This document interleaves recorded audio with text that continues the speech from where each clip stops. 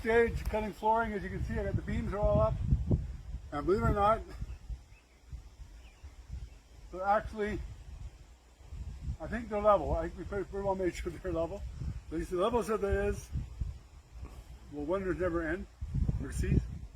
So, as you can see, we got our pantry in place. Everything looks pretty good. Just the next stage. So, hopefully the next update will be, all the floor on, the pile will be on, ready for logs. So, this is what we do with the logs. We start it out. I've showed you before. There's our floor. At least our floor joists.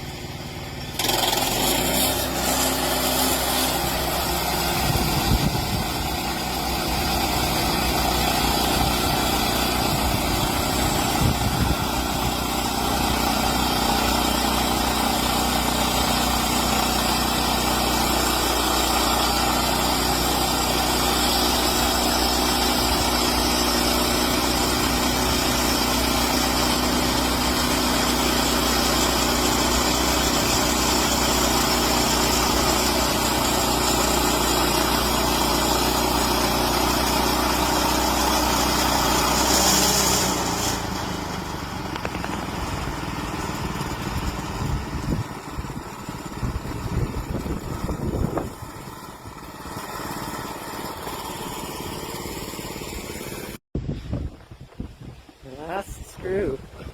Oh, like the last spike on the railway.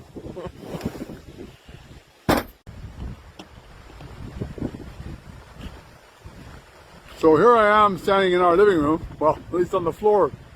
The floor is done.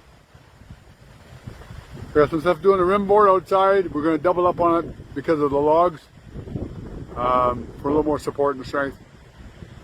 But yeah, that's it. The floor is actually on. This is our view. Of course, we won't have any view from here because that'd be a wall and stuff, but anyway. And happy Canada Day. And underneath the plywood is the opening to the pantry. For safety's sake, I put it there because that might just fall through. Left that one corner open because that's where all the plumbing's coming in, so it's just easier for me to get the plumbing to get it roughed in. And then after that, it's not a big deal to have to go into the crawl space opening to take care of it. And it's quite a good crawl space. It's quite large. You can almost squat walk in there. Anyway, so there it is. That will be what we look at. Although maybe not quite as windy as this. And the horses are, you can see a little trail there. I goes across where I built the bridge, and in behind is a big meadow. That's where the horses are right now, and they're loving it. They'll probably up over to have a visit with them tonight. Cheers. Okay, we're going to just show you the process from this to a standing log ready for assembly to the next log, or whatever we're framing up against. So basically, we'll do that. We make our cut. Where this log is going to be 7 inches, 7/8 of an inch, and probably have about a 4-inch curve. So we'll do that first, and that'll give us the right length because the next log we put on, we got one log there and another log to put on, and that'll bring us to our first window, which will be conventionally framed. So we want to make sure that all the logs end up being exactly where they need to be, where the framing starts for windows or doors or whatever. And all those areas where the framing is going to be above and below the windows will be all done rock work. I'll be looking for some nice cool rocks to put in there. So it'll be rock, timbers, and log.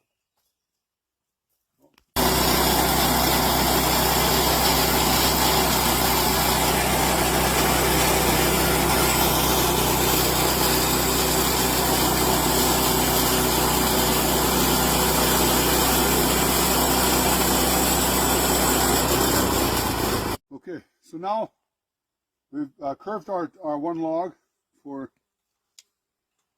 the next placing on the wall. This one here should be just over 7 inches, 7 and just over an 8, which is what we want.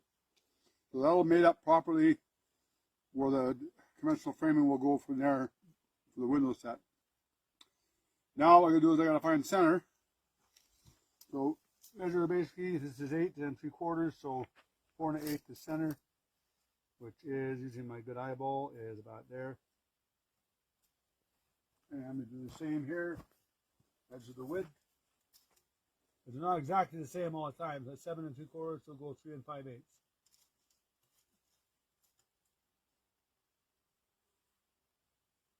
Do that there.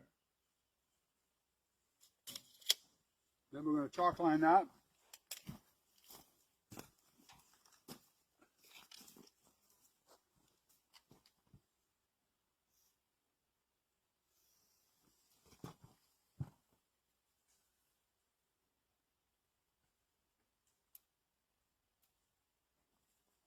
And after I've chalk line, I'll use the reason I'm chalk lining it now.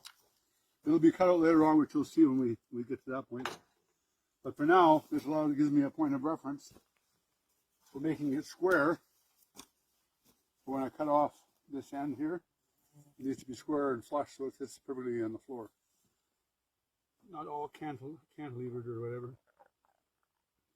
Okay, so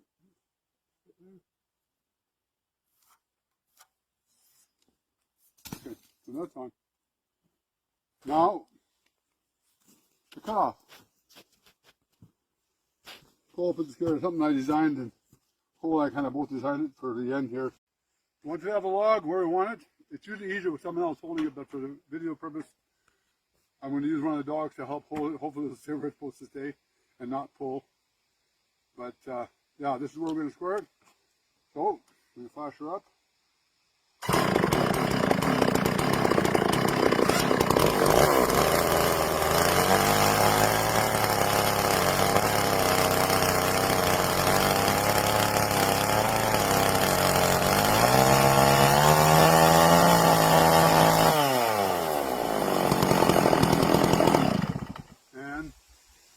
To make positive, we'll slide that little dog off.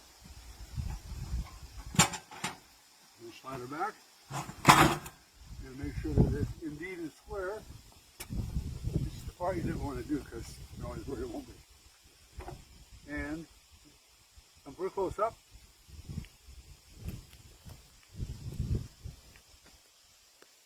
There you go. So she's square this way, and you see the line here. On top, it's square both ways, so it's square this way. I can't take it that way because the log's on the round, but I know that if I'm on that line and I'm straight here, it's straight both ways. So, now we'll go to the next stage. Okay, so normally on greener wood, I'd peel those with my log peeler, and then I would just find the strands at the end for any jagged edges, smooth it out a bit.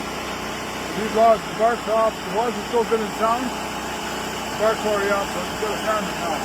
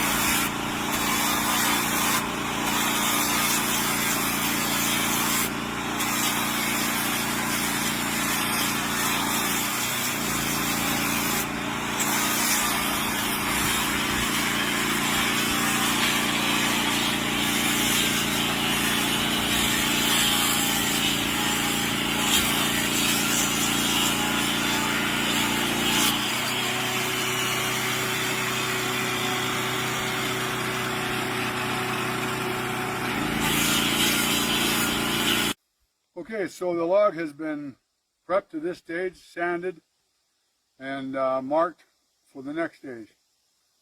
Now we need to mark, well, we'll just tell it, instead of just telling you, we'll just get it set up and we'll show you the next stage. On the truck, back to the house site. Okay, so the next stage now is we're going to put a mortise in this log about 1.5 inches deep. And both faces that join together will have about 1.5 inch mortise, which plywood will go between, 2¼ inch plywood. And that will create a lock between the two, airlock and an integral lock for strength. So that's how we'll join them. So right now I'm just doing a straight line with a saw, make a couple cuts, and then use the power saw to finish it off.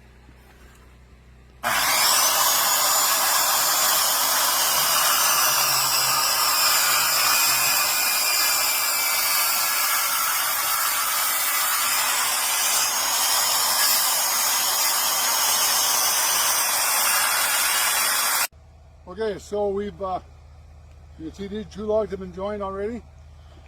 The mortise in here, plywood in here, that will create an integral lock and complete air, insect barrier, everything. And now we just put it up on the place. Sometimes I have to scribe to make a better fit, but I'll put them on to a temporary fit. If it looks good, I'll just leave it. If not, I'll have to pull it back and scribe it some more.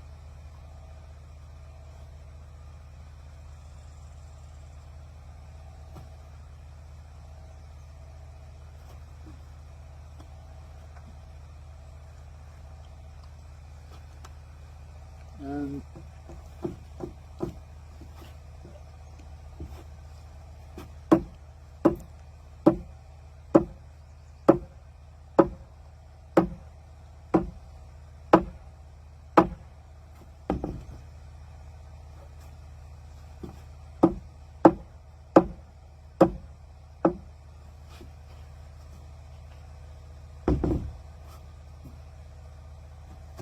so the fit's pretty good.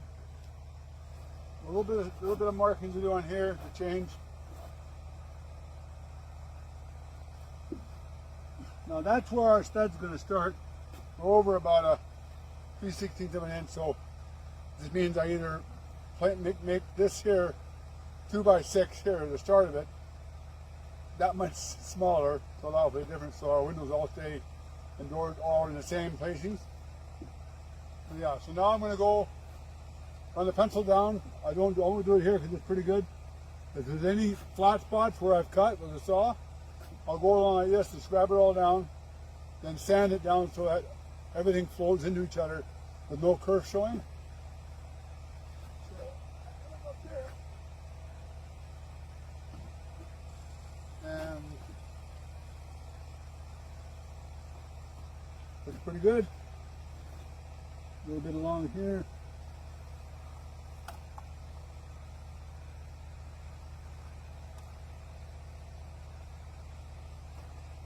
That's pretty good. Yeah, that's good. And then it'll be chinked afterwards for extra. So they're chinking in all these seams as well when they're together. So there's absolutely no air transfer, no wasted energy, no insects, no nothing. Better than the old style where we used to build them like horizontal, inscribe them and then lay them down and shove them full of insulation. They keep chaining all the time, they keep shoving insulation. Every indigenous bug in the country lives in their walls because they got all the food on one side and they got shelter in the middle of your log. This way, no bugs, no nothing. I don't like rodents, I don't like bugs. I want my whole spotless, clean. Even out here in the country. Anyway, I'll scribe and put it back up. Okay, well, we're not finished the header yet. And of course the window's got to go in here. It's a flush fit window. But it's moments away from that.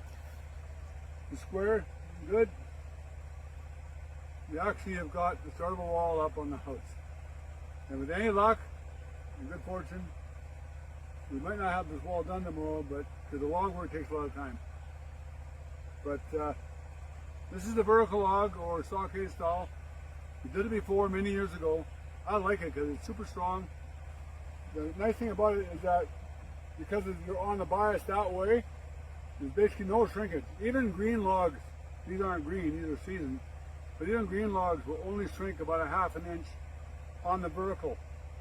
Whereas when you're on compression on the horizontal, you can get up to 3.5, 4 inches of shrinkage. And it's a constant hassle. And we had a 9,000 square foot log lodge. You can stand 4 feet away on a windy day and feel the air blowing through there. It's beautiful to look at, but not very efficient and not very warm or cool. So I love this. You can do the whole thing by hand. This is all put up by hand. You don't need a machine. So you can build as long as you want to build it doing this way, you can handle it. You can handle it to about a 13-inch log, 14-inch, relatively comfortable to put up into place. It's still a lot of work, but after 14 inches, it's getting pretty hard to maneuver. And they're locked, like I said earlier, no air can go through there. And when the chinking's on, then they're completely sealed. And it looks pretty cool too when you do whatever color. I'm not sure what I'm going to use for color. I'm doing kind of a blue, dark blue chinking, but we'll see. Between me and the person behind the phone. Anyway, the start of our house walls today. We'll keep you posted on what's going on. Yeah, buddy.